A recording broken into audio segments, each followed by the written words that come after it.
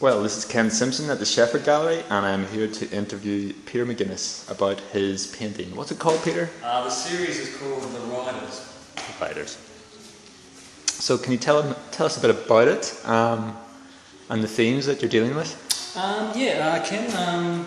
The initial idea was I wanted figures on horseback. I wanted to explore the sort of horse kind of, image that I developed with the Yas paintings, and then the next series, the Mango Alu project. I had horses in those series, but then I'd never had people on horses, which is really, I've always found that a really strong image. And I also wanted, even though this is not a mural, I wanted them to be close together, so from a distance, from a distance, you get a feeling of a herd of horses, a group of horses with riders on them. Yep. But I wanted each painting to be its own painting, its own kind of single painting. So can you talk a bit about each rider on the horse, and because there are different styles for each of them? For example, this rider? This one, I always knew I wanted an eagle man, my eagle man character on a horse. And the last, in the Yas paintings, my eagle man with his wings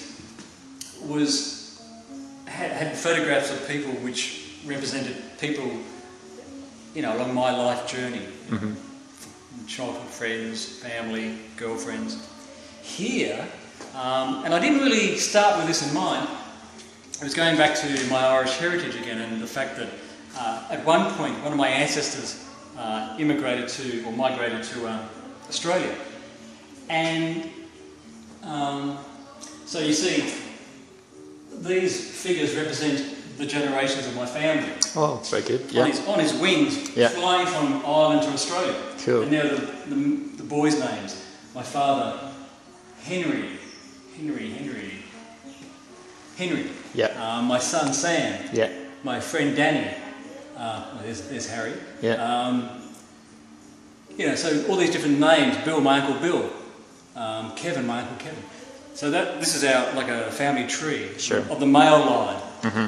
And I was reading a magazine, and I saw this picture of Noel Gallagher, and it just sort of leapt out at me because somehow I identified, his kind of belligerent stare, or his belligerent. Because at one point I imagine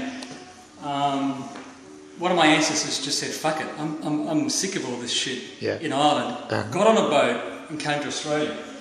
So that was like the key for the whole work. And when I did the video for the paintings, I used an Oasis track. Sure. Which has been taken off YouTube. But so as I've done, I go through newspapers and I get little words. Yes, for example, these photos at the bottom, the Convicts Opera. Yeah, the Convicts Opera. That was done at the Sydney Opera House. Yeah.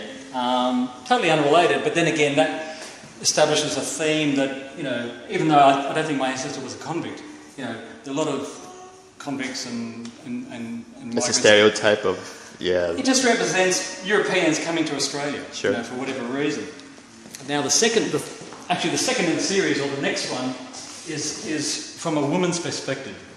Okay. And I call this the Janet Frame painting, because I became aware of the poet, she's a New Zealand poet, Janet Frame. And I suppose the horses represent the metaphor of life's journey. Like you get on your horse, you embark on a journey. It's a symbol of the strength that you need to keep you on the journey. Because Janet Frame was a poet in New Zealand who had mental health issues, but she still worked. She wrote books and plays and poetry. But along the way, she'd be taken into hospital and treated. Now the doctors misdiagnosed her and were very close to giving her a lobotomy. She kept saying, "I'm a world famous poet." No one believed it. Yeah. But she was. She was highly regarded in Europe and America. And so this is sort of words from a poem which just represented this one. I was telling the guy at the opening, it just dawned on me. This is when you get back on the horse and you carry on. Sure, got it. It's a whole saying or metaphor. Get back on the horse. For many things, If you fall off, you get back on. So again, you've got the strength of the horse, plus with the Indian idea of sculptural, religious Hindu idea of many arms, which denote strength, which you need. Yeah. So, and this one's interesting. Then I wanted to ask about the figure on this as well, because it's like a more cartoon style. And what's the reason for that? Yeah, because it is a cartoon. This is after having the man and the woman. This is the child or the boy. Sure. And it comes from an anime cartoon I found in a magazine.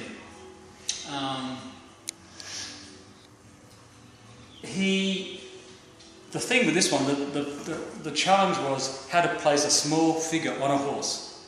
And I couldn't work it out until I had the idea of having him ride a swan on a horse. Okay, yeah. Which then gives it a kind of nursery rhyme feel.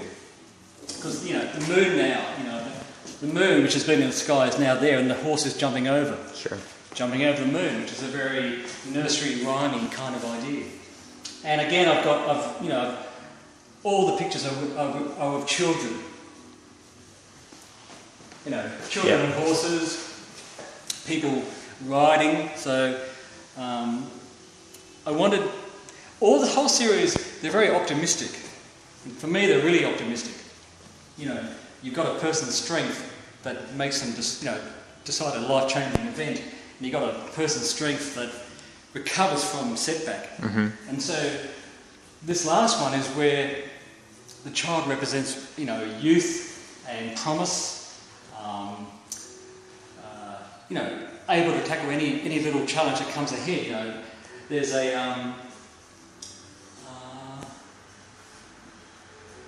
in the horse's mouth I've written words which sort of give you sort of little clues about each painting. And in this one I say, has he got the fire in the belly? It's a question of character. Sure. And the second horse answers, yes, he's got the belly fire. You know what I'm saying? Yeah. So, it's a lot, I've got a boy who's 12 now, he's a wonderful boy, and I sense that, children just have that inner strength again. You can't teach it, they just have it. And, his whole future's ahead of him, so that was the one I ended on, this is the future, boys, girls growing up, so